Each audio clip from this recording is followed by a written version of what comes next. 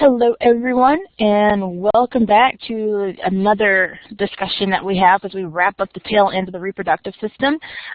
Just as a little review on where we've been, the first part of the reproductive system we talked about the male reproductive system, and we talked about the process of spermatogenesis and how it had the spermagenesis was the actual making the sperm functional anatomically and physiologically functional to do their thing. Then we talked about the women's reproductive system, and we looked at some of those structures, and we talked about the process of oogenesis, of making the egg, and how that process still has mitosis and meiosis, but there are some interruptions, some places where mitosis is going to pause. And then we also had the fact that instead of getting 4 functional eggs as you would if you were developing sperm, you only are going to be able to get 1 functional egg, and the remainder of the chromosomes would be designated to polar bodies. Then we went on to talk about the functions of the vagina, and we talked about the menstrual cycle and how we have two separate things that are happening between your uterus and your ovaries, that your uterine cycle is a little bit different from your ovarian cycle. That ovarian cycle has 2 different phases, the pre-ovulatory and the post-ovulatory phase, and then your uterine cycle is going to directly deal with the sloughing off of that functional zone of the endometrium. So what we're going to do today is we're going to finish up our discussion, and we'll start with the mammary glands.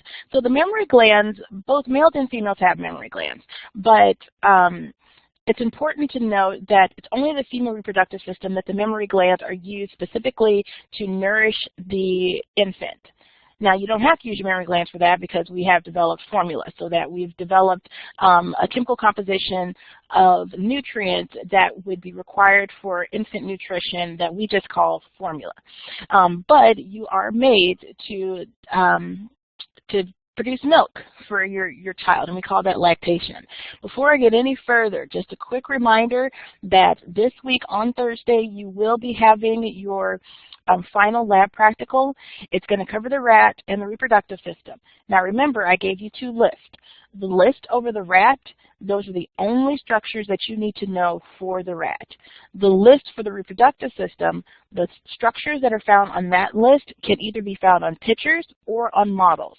If it's not on that list, but it's in your lab book for the reproductive system, then it's going to be found on pictures, and yes, it is still fair game to be on your lab practical. So that will happen this week on Thursday, and then next week we're not going to have any more lecture. In fact, I think we're going to finish this today, so we won't have lecture on Wednesday at all. Well, actually, this will be our final lecture. I know, so sad. Our final online lecture. Next week, there won't be any lecture. We will have covered everything, and then the week after that is finals. So the week of May 14th will be finals, and your final is going to be on Thursday. And I think that is May 14th. Yes, Thursday, May 14th. If you have lab class at 12, it'll be from 12 to 2. If you have lab class at 2, it'll be from 2 to 4. And remember that final is comprehensive. It is optional. Unless you're getting a D or an F, then you have to take your final. And it's going to cover, it's going to be 50 multiple choice questions. No short answer, no fill in the blank. This is going to be straight multiple choice questions. Also, if you haven't already done so, make sure that you're still working on your extra credit, and your extra credit will be due on May 12th, I believe it is. And I think the exact date it tells you in Blackboard. So that's just a little housekeeping stuff that I almost forgot to mention. So moving on, the mammary glands are specialized organs of your integumentary system.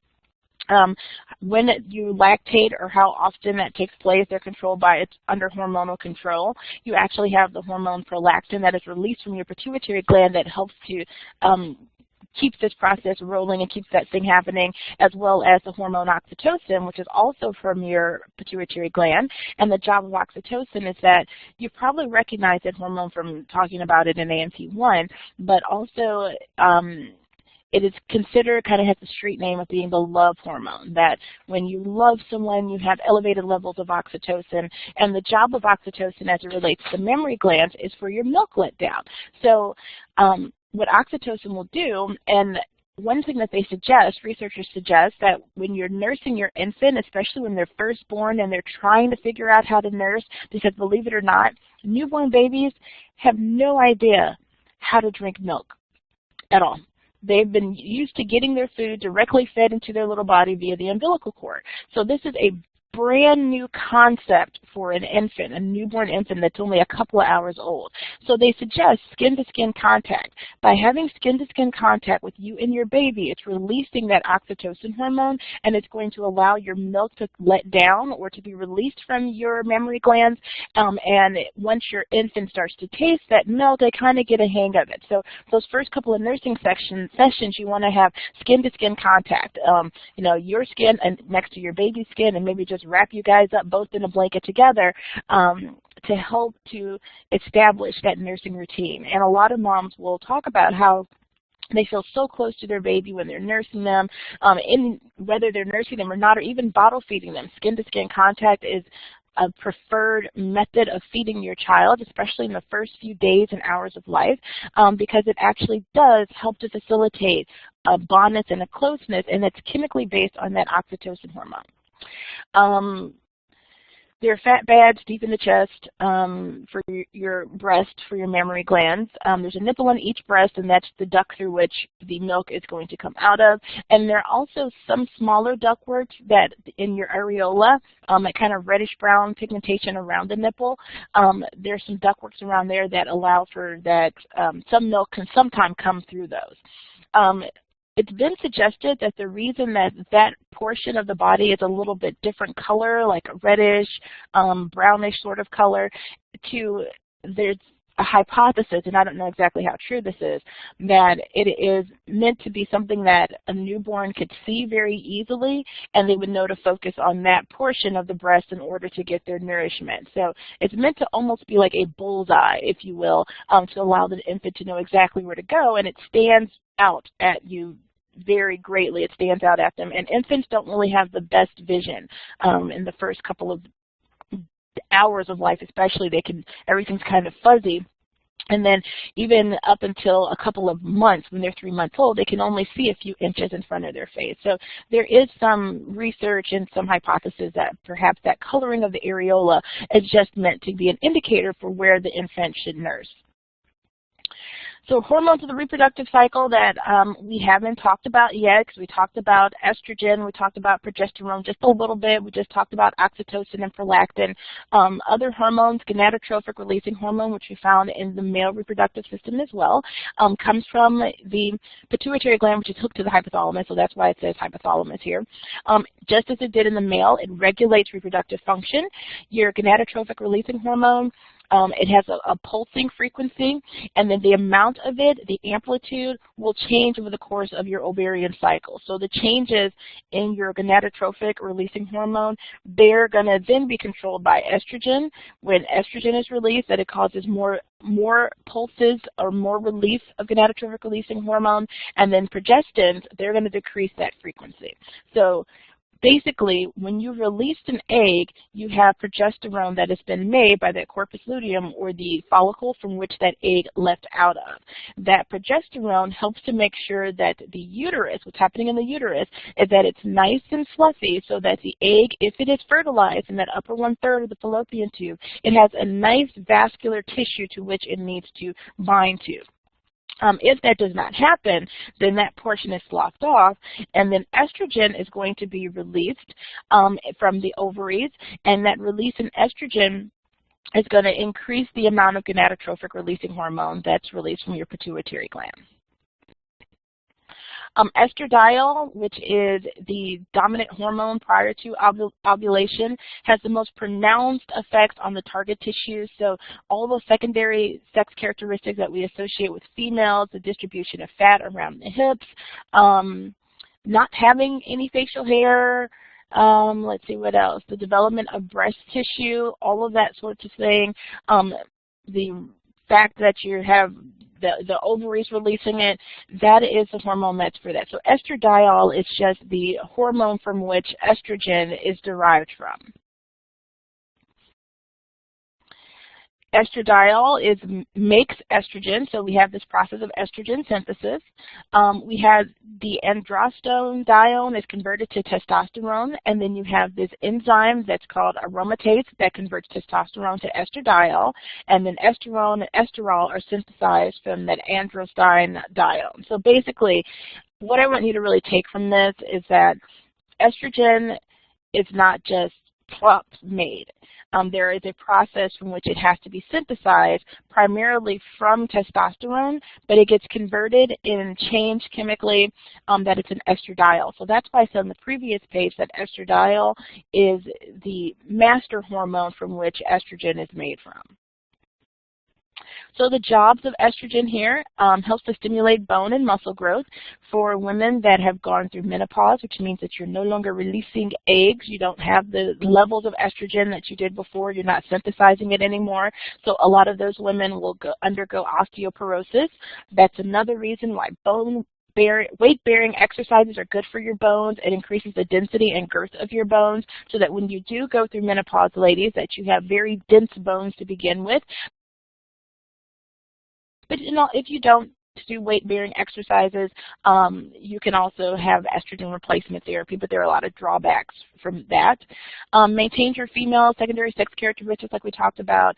The distribution of fat, where it is on your body. Female fat distribution is very different from male fat distribution. Also the distribution of body hair. Estrogen also affects your central nervous system activity.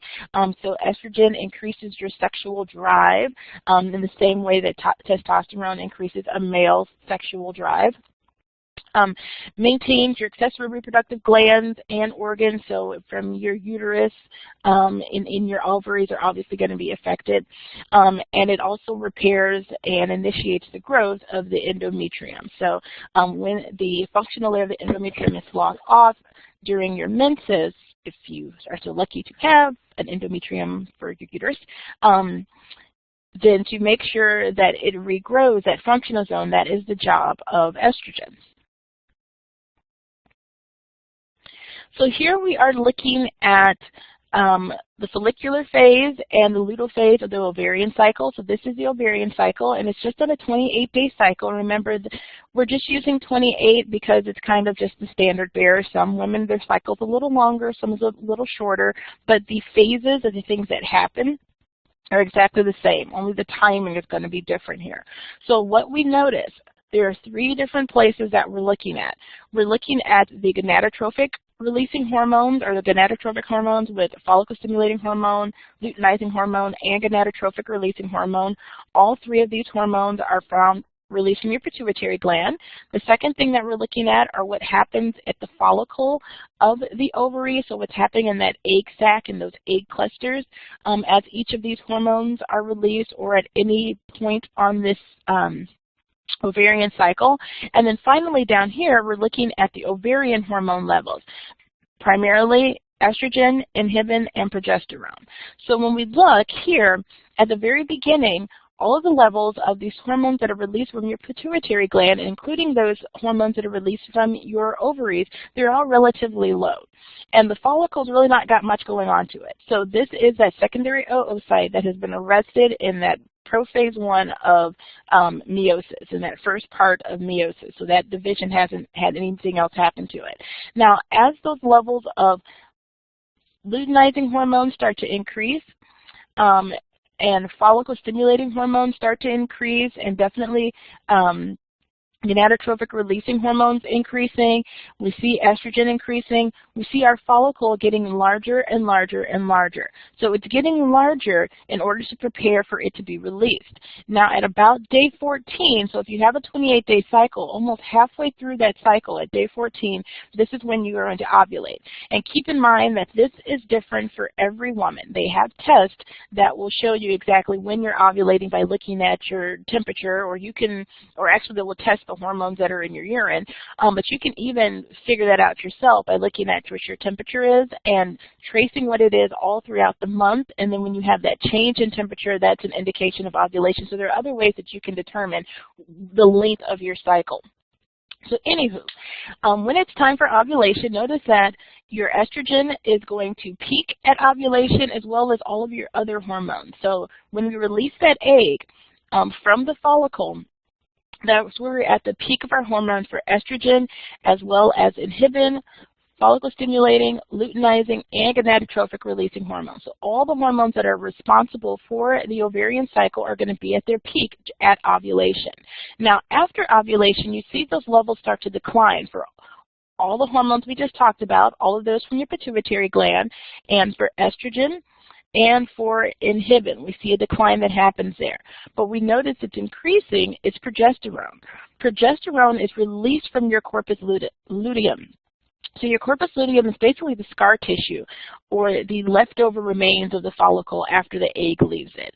So once the egg leaves out of this follicle, it's no longer called a follicle, it's called corpus luteum. That corpus luteum will then make this hormone of progesterone. Big job of progesterone is to maintain the fluffiness, if you will, or maintain the functional zone of your endometrium so that this oocyte, if it becomes fertilized, has something nice and vascular to attach to, some good tissue to attach to. Now, as we go on through the cycle, if that after ovulation, if the egg does not get fertilized, this corpus luteum is going to start to degenerate. And as it degenerates, your progesterone levels are going to go down. Your inhibin levels also peak at your mature corpus luteum. And once again, that inhibin's job is trying to inhibit estrogen, so that inhibin levels will increase, but then you start to see your estrogen levels that are already down, and they start to peak a little bit when we have a mature corpus luteum, but at some point that estrogen levels will kind of start to level out. So progesterone is definitely going to tank down there to the pre-ovulatory phase or to the follicular phase of ovulation, because there's been no fertilization take place. Now we will look at what's happening in the uterus. So we just looked at the ovarian cycle, what's happening in the ovary, and looked at those hormones released from the pituitary gland and those hormones released by the ovary. Now let's have a look at what's happening in the uterus. So three things that we're looking at: the endometrial changes in the uterus during this cycle. What phase are we in the uterus cycle, whether it's menses, a proliferation phase where we're building more of that functional layer, or the secretory phase where it's going through that process of being sloughed off. And notice that as we look at 14 days and less, we call that the follicular phase of the ovarian cycle in the same way that we did here. And if we have it 14 days or more, that's the luteal phase of the ovarian cycle. So kind of in your mind, think about what's happening here in the pituitary gland or with these hormones, and also think about what's happening with these hormones as well as with the follicle stages as we look and compare them with what's happening in the uterus. So during menses, this is the actual degradation of the functional zone of the endometrial layer, which we notice here. That happens at the very beginning of this process. So once again, we're on a 28-day cycle. So from about day 0 to 7, remember that how long your menstrual period is, your the menses period, that just changes and is different from woman to woman. But we'll say that about day 6 or 7, we have that process taking place. And if we look back here, between day 0 and day 7, the highest level of hormone here is your estrogen, and then you have your gonadotrophic releasing hormone is increasing. So we see those levels of hormones decreasing, luteinizing staying about the same, follicle stimulating hormone, a little bit of fluctuation there, but primarily we see estrogen and gonadotrophic releasing hormone. They're going to be increasing the most at this point. If we look at your body temperature, remember I talked about how body temperature can be used to determine when ovulation takes place. Big dip in body temperature we have at ovulation at day 14 here. So if you're going to check your body temperature and use it as a means to determine when you're ovulating, you have to kind of look at it every day of the month of your cycle to see when you have those changes take place. So we have our menses phase, and then after our menses phase, our proliferation phase. So we got rid of that old endometrial layer, and now we're building up new endometrial layer. So let's see what happens between day 7 and 14 in the ovarian cycle. Well, we're increasing the amount of estrogen, we're increasing the amount of inhibin, and we are also still increasing the amount of gonadotropic releasing hormone. Follicle stimulating hormone is having kind of a dip that's taking place here, but it's preparing for an increase to happen in ovulation. During ovulation on day 14, release the egg. All hormone levels are going to be up except for progesterone. Body temperature is going to be down at ovulation. So at this point in ovulation, we have a nice fluffy uterine layer. So the secretions by the uterine glands are all meant to facilitate a fertilized egg or to nourish a fertilized egg if one should happen to make its way into the uterus at this point. Big dip in body temperature at ovulation. But post-ovulation, or the luteal phase of the ovarian cycle, or the secretory phase of the uterine cycle, we said the body temperature is going to increase. So it increases all the way through the secretory phase. And remember, at this point here, progesterone, let's go back and look at that, would be the dominant hormone. Everything else is kind of starting to taper down. Progesterone is the dominant hormone here. And then this basal body temperature will start to go back down to normal. So this is a picture that we've kind of looked at already before, so I'll just go over it a little bit more when we talked about the things that happen in for oocyte development, that we have these meiotic events, and that before birth you have just about all of the eggs that you're going to have, and it goes through mitosis. You have some growth that happens with it, your primary oocyte, and then you have your primary oocyte is arrested in prophase 1 at birth. That ovary is inactive. The primary oocyte is still arrested in prophase 1, but it's kind of growing in this follicle, and we call this vesicular or Grafton follicle. As you go through puberty and ovulation, your secondary oocyte is now arrested in metaphase 2. So we're almost finished through meiosis completely. And what we notice here is that what's released is we have this ovulated secondary oocyte that's released, and then we don't have meiosis 2 completed unless this egg gets fertilized. So over here, if we look at the males, they go from mitosis, and they have a diploid cell, which means they have 46 chromosomes in it. And then as they go through childhood, or I'm sorry, I'm looking at this diploid cell. So as we go over each month, we have this diploid cell that is going to be released. Then we make our polar bodies over here, and only at this point, if this fertilized egg is, or if this egg is fertilized, then it completes meiosis. And here's just another picture of that, we have oogenesis. First step it goes through is mitosis. We have a primary spermatocyte with 46 chromosomes. It divides in meiosis so that you have a polar body here that's going to take up some of those excess chromosomes.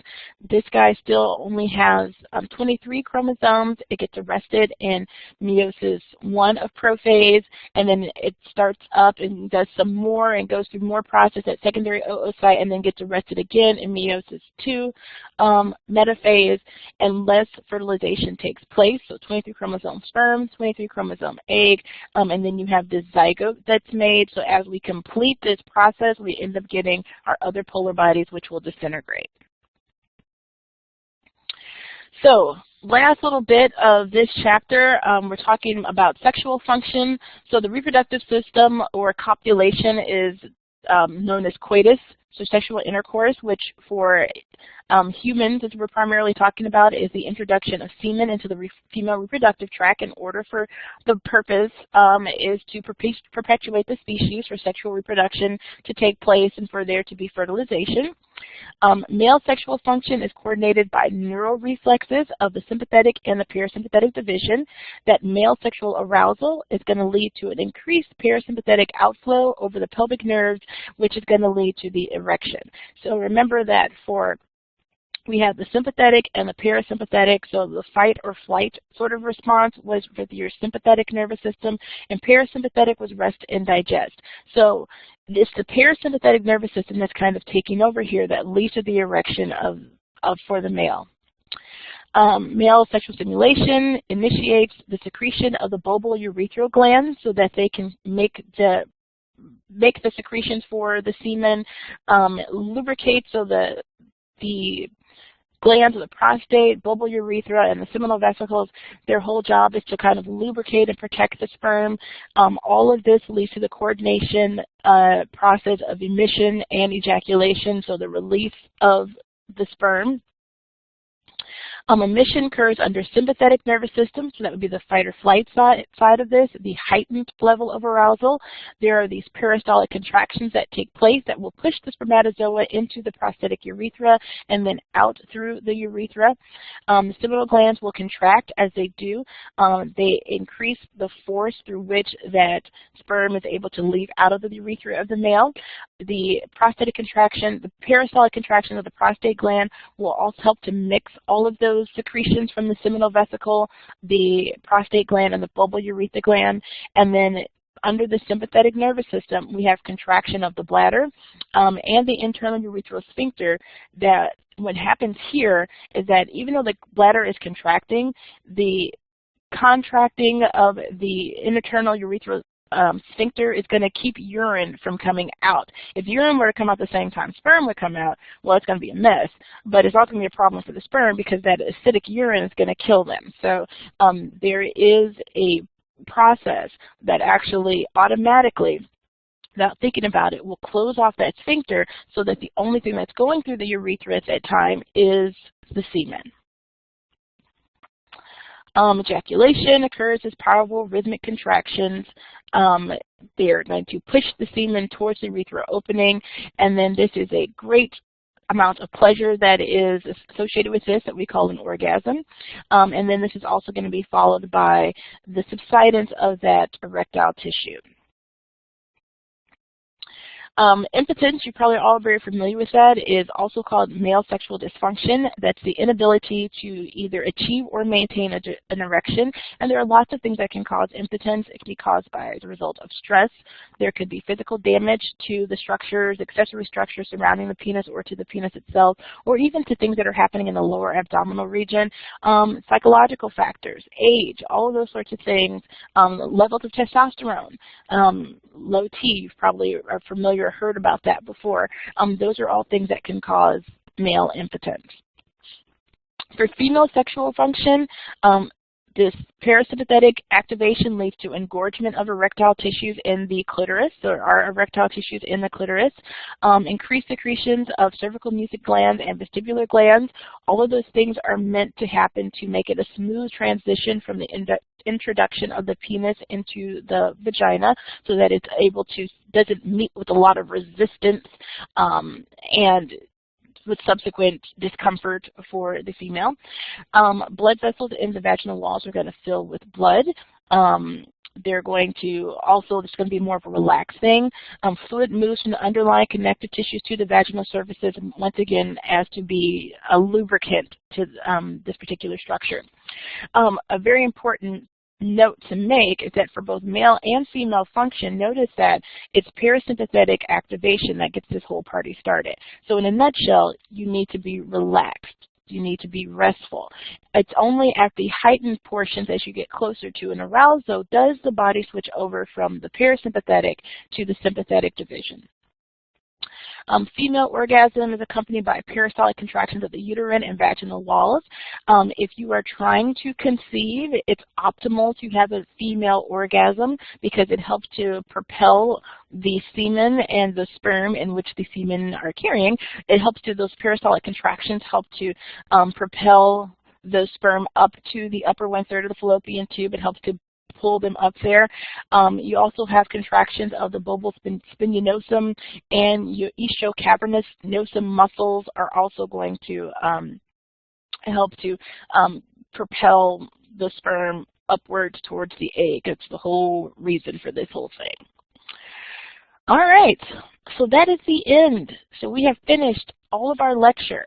What I am going to do is that I found a really cool video that I want you guys to look at, and that video is about the miracle of life. So I'm going to actually, let me look through my email. I emailed it to myself when I found it.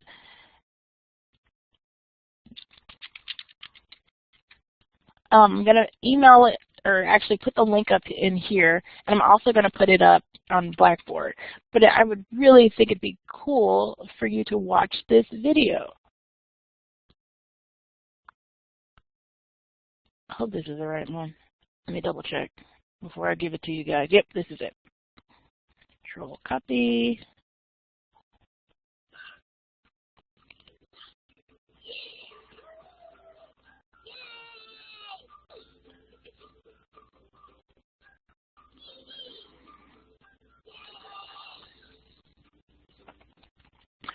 Why can't I get my things to function? Sorry. Really loud. Okay, sorry about that.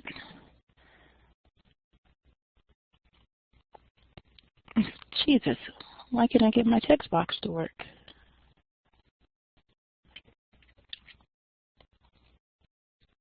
All right, I'll put it down here. If I can get it to work.